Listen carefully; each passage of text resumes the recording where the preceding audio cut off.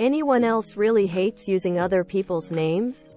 Autism. Legolas 16. Yeah, definitely. I can't even say why. It just feels wrong and somewhat personal.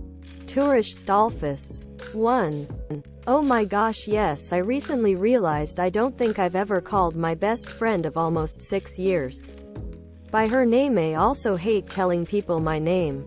I don't dislike it or anything. It's just embarrassing for some reason. Ecstatic _maximum _ 631. 1. I also hate saying mom or dad for some reason, but names feel so weird in general. Tall _inspection 2686. 1. Yes. It's so weird and I don't understand it.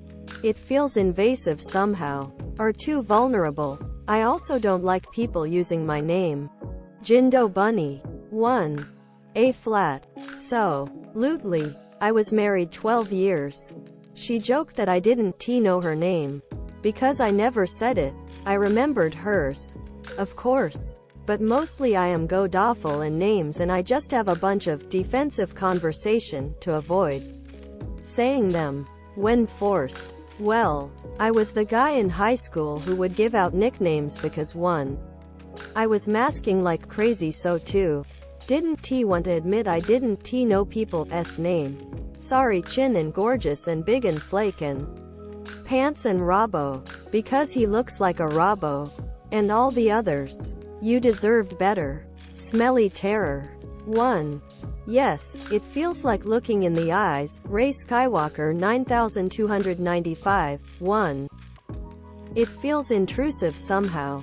Washington _breadsticks. 1. Do you scream on roller coasters? Autism. Legolas 16. I don't scream. I sit there with a serious face. Not a caterpillar. 1. You're not the only one. I scream voluntarily because it's an excuse to make ridiculous noises. Spunky _turtle 0512. 1. I don't scream. Exactly. But I do yell. Because I love the combination of the feeling in my stomach and the vibrations in my throat and chest from my vocal cords. The combination is elating. Definitely a stimming experience. But it's more of a yeah than a scream. Like a hell yeah. Because I am enjoying TF out of myself. Joe I. McElmurray. 1. I don't. I've seen pictures of myself. And I always have this serious, kind of stoic look on my face. The only rides I've ever laughed out loud on was laugh tracks at Hershey and the racers at Disney. Other than that, I just sit there like I am going through a trial of the soul. Lol. Jindo Bunny. 1. I thought people screamed because they liked screaming. Lol. Veptune. 1. This seems to be a common autistic experience. My kid is totally stone-faced riding coasters even though she loves them. She's just enjoying the sensations and not performing excitement. I suspect some people scream involuntarily and it's become a cultural norm that others mimic for fun. I personally laugh involuntarily on coasters a lot because I find them thrilling and surprising. Weird art teacher. 1. No, I don't get on roller coasters. James 81112. 1. I scream voluntarily. Because otherwise I would hold my breath, and screaming makes it more exiting for me and makes me feel more connected to the experience, if that makes sense. Direct telephone 318. 1. Not moaning whilst masturbating? Autism. POTA AAA4. Or, you don't need to. Porn is so fucking annoying when they can't shut the fuck up. Penta Rob. 1. I don't moan during maturation or sex. Only one person found it weird. And ironically, he's autistic himself. Build a hyena. 1. Some people do, some people don't. When I'm by myself I am pretty much silent. When I am with another person I try to give vocal feedback with grunts and whines and can get loud at the end. Involuntarily. We live in a sex-repressive society, so it makes sense to me that a lot of people are quiet due to trying to hide. But when enculturated into a sex-positive community, most people open up a lot and are more expressive. Everyone is different and has a different background. It's not weird or anything to express yourself however you feel most comfortable. Emo. Pup_medium. 1. I do moan when sex is very good, but sex is different than masturbating. I love hearing that my partner is enjoying themselves and I want them to hear the same. Big man slurp. 1. Yeah. I am silent but deadly. OMFG, I just thought of that and I cannot stop laughing. Quote. Obedience is key. 1. More of a correlation with privacy, sexual openness at home. Emo. Mothman 3759. 1. I moaned exactly once. 10 years ago. She laughed. I am blocked now. I can't even if I tried. Classy_mouse. 1. I mostly just breathe harder. I feel like moaning is a social construct. Maxine's an idiot. 1.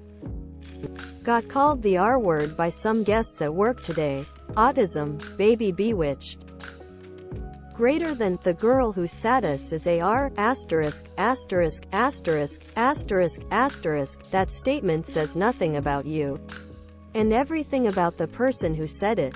Don't own that person's problems, they theirs. Not yours. There are mean people everywhere. They like water. As long as you can remain afloat above them like a boat, you'll be fine. You'll only get in trouble if you let the water get into your boat. If you're doing something wrong, you have a boss to tell you that and, hopefully, to teach you what's the right way and how to fix it.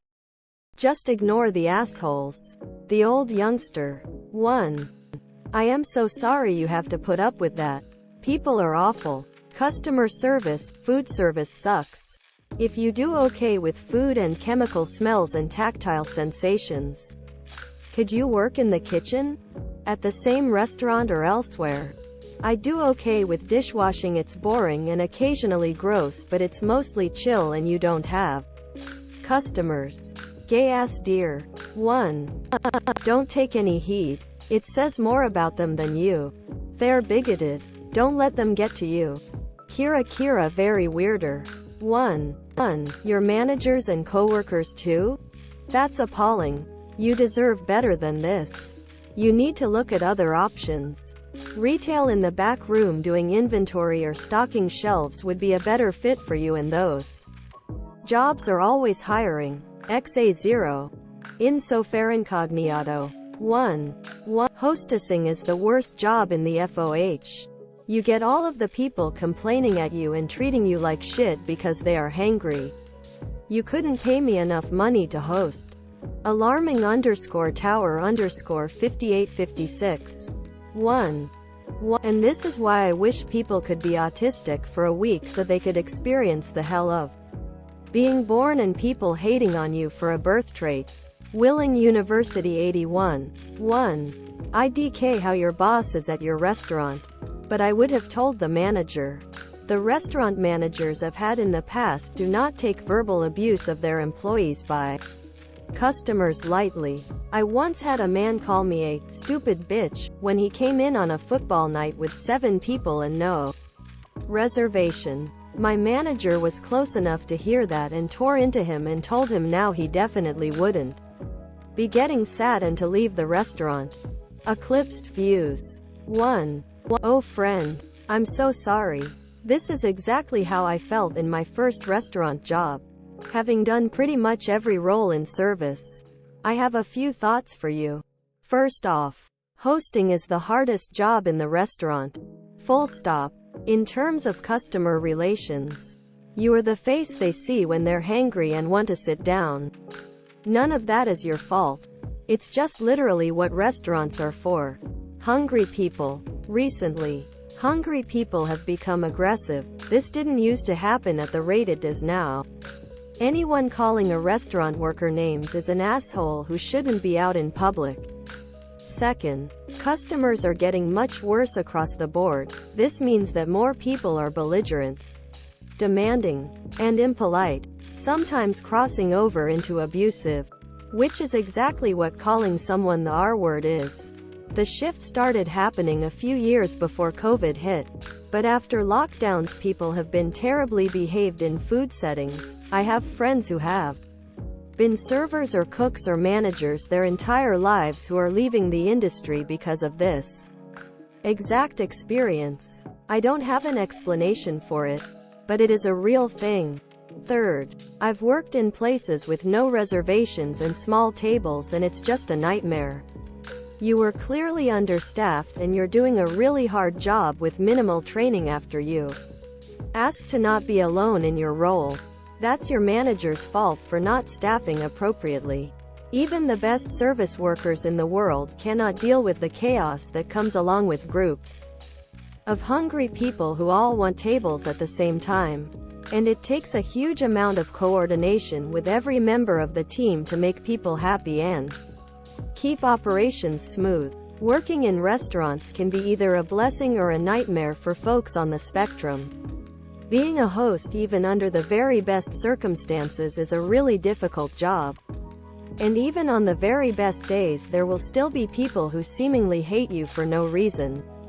If you're able and willing to try, you could ask if your job will train you as a server. The extra money will often make it just about worth the abuse and bullshit you have to put up with. Otherwise, I'd say to keep looking for low-contact jobs outside of the restaurant industry. Because it's only getting worse in terms of how workers are treated by guests. I left serving fully 2 years ago, and besides the pay cut I've never been happier. I switched into data annotation, which might be something you'd want to look into. Usually contract work, but pays decently and it's very independent. Spare Electrical. 1.